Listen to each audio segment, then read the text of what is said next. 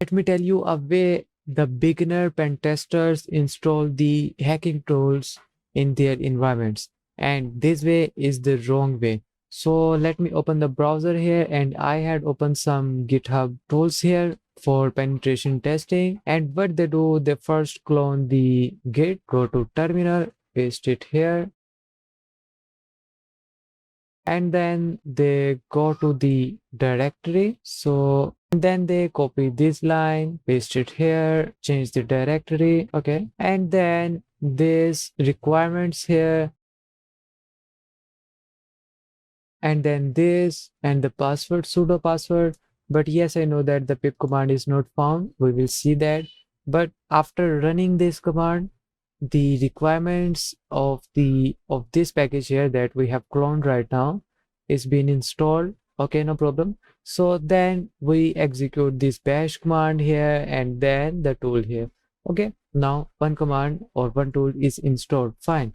So let me go back to other ones here. Okay, we got another tool here by the name of tool X, and let us see here. First again we are going to clone this one. Okay, after cloning, we will go to its directory like that, and then the chmod install, okay, like that, and then this ch install, okay, fine. Let's do that. Okay, here you would see that you can say pip was not found, but here it is again asking us, do you want to install the tool? But I'm not installing it right now. Let me clear that, and let me open the paint here, that what I am trying to explain you. Imagine that this big box is your Linux environment, okay, like that, fine. So it would be majorly working on the Python, either Python 3 or either Python 2, but majorly now the Linux is supporting Python 3. So what happens when you go to GitHub and you got a tool here? Imagine that these package A requirements are majorly dependent on the Python 2 version, and there is another package whose name is package B, but that depends on majorly Python 3.x version, 3.x. Okay, so we got another tool here, the tool C, but that would depend upon some modules that requires Python 3, but some would require Python 2.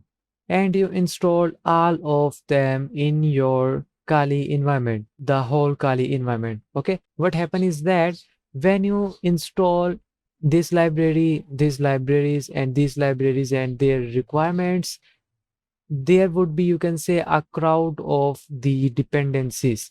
Like this one, for example, depends upon the numpy library, numpy. This one also depends upon the same numpy. This one also depends upon the same numpy library, but their versions would be different.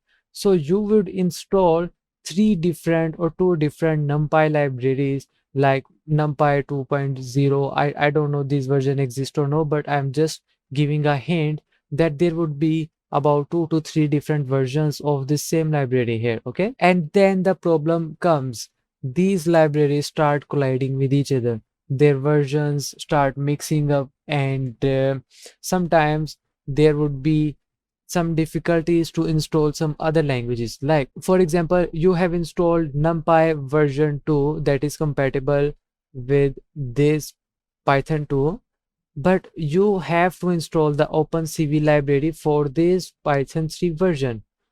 Of course, the OpenCV would dependent on the NumPy library, and that would say you have installed the Python NumPy 2 version that is compatible with the Python 2 version. So either there would be a message that you have to upgrade the NumPy to a version that is compatible with the Python 3, or either it would start using this NumPy. If your system have a lot of libraries that are mixing together, then it may be the possibility that the OpenCV that is compatible with the Python 3 would start using this NumPy that is compatible with the Python 2. And of course, there would be a lot of problems here. So one bad thing that actually happened to me or to my Kali environment is that I was installing some tools from the GitHub, and their libraries got merged. And for some reasons, when I see that issue, I think I have to fix that. But during that troubleshooting, I actually deleted or downgraded the Python files or Python packages that were too necessary for the Linux environment to run. And then this happens that my Linux was not booting up normally. It was not showing me the GUI interface, and also there was a lot of mess. I don't even know about what were they. So then I came to a point, and let me tell you what that point is. I had erased all the things here, and let me tell you what I'm going to do. This is your Linux environment, and if you have to install some other dependencies, what you have to do, you will create a new virtual environment in your Linux in which you install all the dependencies that would be, you can say, necessary for that tool. If you want to install another one, you created another virtual thing here, virtual environment, and then just install and add the dependencies for that requirement, for that tool, sorry.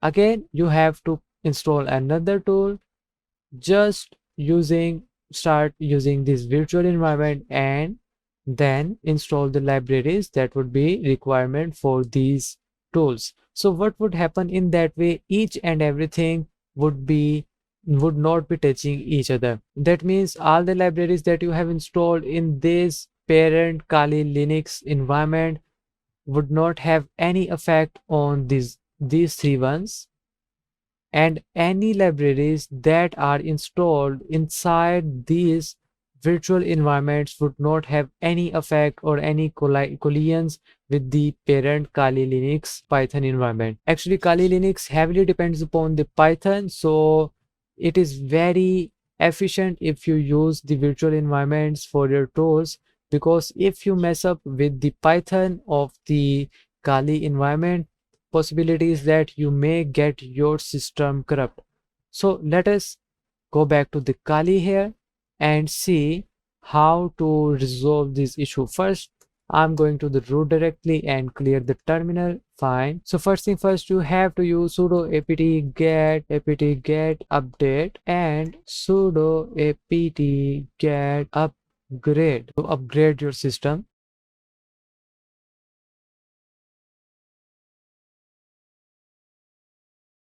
Okay, let me clear it out again. And one more thing that we have to install right now, and that is virtual env. Fine. Okay, now yes, and let's wait for a while. Okay, all the things had been installed successfully. What we have to do, let me ls here, and you would see that I have a lot of folders here. And let me first make a directory here by mkdir, and I would use that virtual or environment. Okay, and let's see here, is that fine here? Yeah, this is here. So let me clear it out again. You have to write python 3 here -m venv and the folder or the path of the directory where you want to create this virtual environment. So I am using here the folder name virtual environment like that, and hit enter, and you have to wait for a while here. Okay, is that done here? Let's cd to the virtual environment and let's see there. Yeah, we got a lot of folders there. Let's see them here in this open folder, and this is a virtual environment and this is the bin here.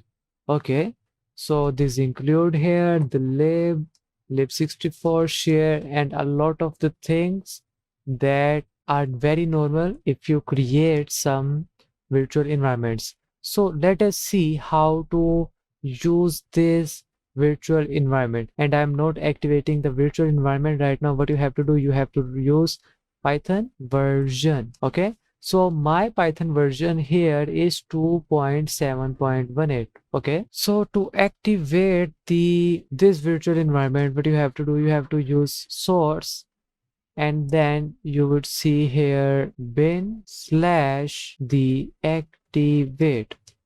Okay, so you can see here that virtual environment, when you see this one here, that means your virtual environment is being activated. So what you have to do, you have to use Python version. Okay, you can see, can you see that? Let me open them here like that. Here, when I have not activated this virtual environment, Python version is 2.7.18. Okay. But when I have activated this one, it's showing me Python 3.9.7.